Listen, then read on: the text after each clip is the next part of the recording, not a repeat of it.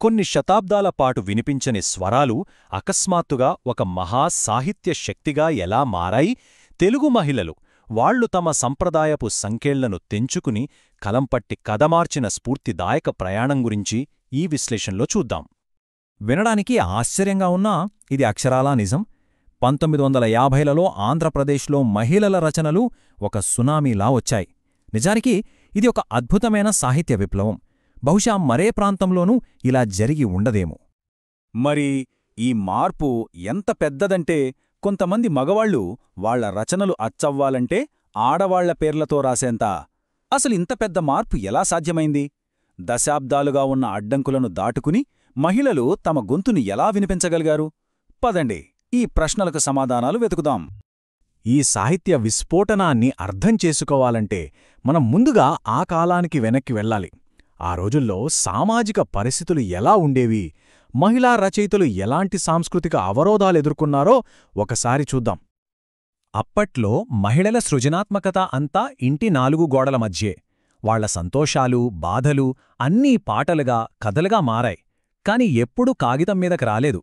ఎందుకంటే వినయమే స్త్రీకి అసలైన అందం అనే ఒక బలమైన నమ్మకముండేది. అందుకే తమ ప్రతిభను బయటపెట్టడానికి చాలా వెనకాడేవారు. ఈ నిశ్శబ్దానికి మరో కారణం భక్తి సాంప్రదాయం. ఆ సాంప్రదాయం ప్రకారం దేవుడిపై భక్తి ముఖ్యం, కాని పేరు, కీర్తి ముఖ్యం కాదు. అందుకే మొదట్లో కవయత్రులు రాసినవన్నీ దేవుణ్ణి పొగిడే కీర్తనలే. తమ టాలెంటును ప్రదర్శించుకోవాలనే ఆలోచనకే వాళ్లు పెద్దగా ప్రాధాన్యత ఇవ్వలేదు. ఇప్పుడు కథలో ఒక కీలకమైన మలుపు దగ్గరికి వచ్చాం. ఈ నిశ్శబ్ద ప్రపంచంలో మార్పు అనే ఒక చిన్న నిప్పురవ్వను రాజేసిన ఒక సామాజిక ఉద్యమం. మరి దానికి నాయకత్వం వహించిన ఆ వ్యక్తి గురించి ఇప్పుడు తెలుసుకుందాం. ఈ నిశ్శబ్దాన్ని బద్దలు కొట్టడానికి ఒక సాహసి ముందుకొచ్చారు. ఆయనే కందుకూరి వీరేశలింగం.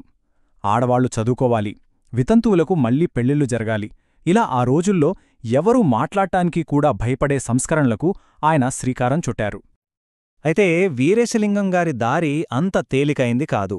ఆడవాళ్ల చదువు విషయంలో సమాజంలో ఒక పెద్ద తుఫానే చెలరేగింది. కొక్కొండ వెంకటరత్నం పంతులలాంటి పెద్ద పండితులు తమ పత్రికల్లో వీరేశలింగం గారిని తీవ్రంగా విమర్శించారు. ఇది కేవలం మాటల యుద్ధం కాదు, 2 పత్రికల మధ్య జరిగిన ఒక భీకరమైన సిద్ధాంతాల పోరాటం అన్నమాట. కాని ఇక్కడే ఒక చిన్న ట్విస్టుంది. వీరేశలింగం గారు అంత ప్రగతిశీలంగా మాట్లాడినా ఆయన ఆలోచనల వెనుక ఒక పాతకాలపు భావన దాగి ఉంది.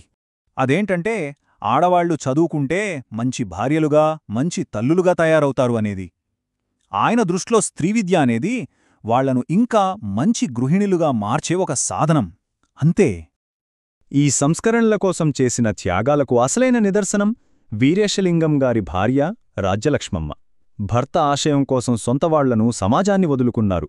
ఎన్నో అవమానాలు, కష్టాలు పడ్డా నిశ్శబ్దంగా భరించారు. వీరేశలింగం గారు ఆశ్రయమిచ్చిన బాలవితంతువులకు కన్నతల్లిలా సేవ చేశారు.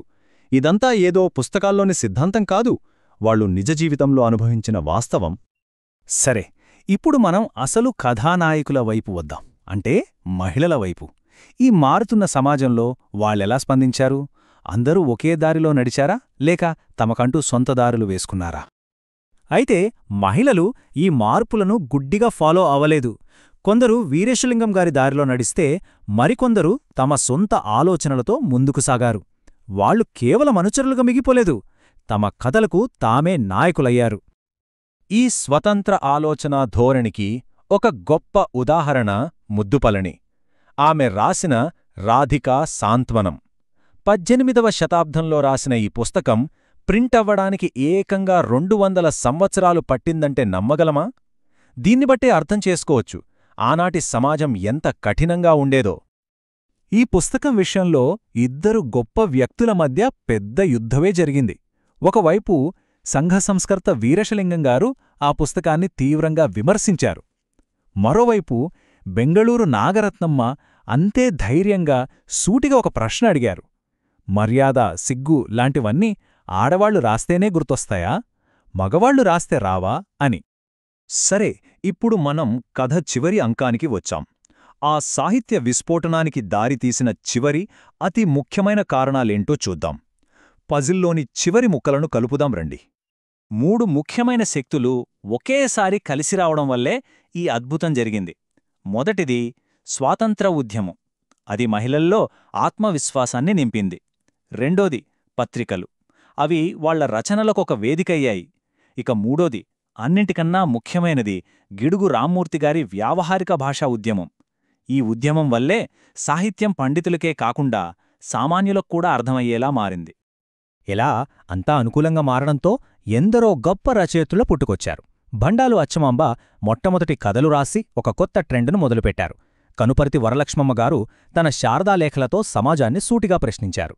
ఇక ఊటుకూరి లక్ష్మీకాంతమ్మగారైతే మరుగున పడిపోయిన ఎందరో కవయిత్రుల చరిత్రను వెలికితీసి వారికి తెలుగు సాహిత్యంలో ఒక శాశ్వత స్థానాన్ని కల్పించారు. మరి ఇంత గొప్ప ప్రయాణం ఎలాంటి వారసత్వాన్ని మనకు మిగిల్చింది? వాళ్ల కలం నుండి జాలువారిన అక్షరాలు సమాజంపై ఎలాంటి ముద్ర వేశాయి?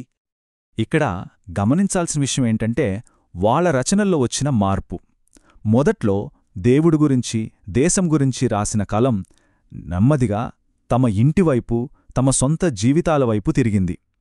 తమ అనుభవాలనే కథలుగా మలిచి తెలుగు సాహిత్యంలో ఒక సరికొత్త అధ్యాయాన్ని మొదలుపెట్టారు. చివరికి వాళ్లు తమ గొంతును కనుగొన్నారు. ఎన్నో అడ్డంకులను దాటి తమ కథలను ప్రపంచానికి వినిపించారు. వారి ప్రయాణం మనకొక గొప్ప వారసత్వాన్ని ఇచ్చింది.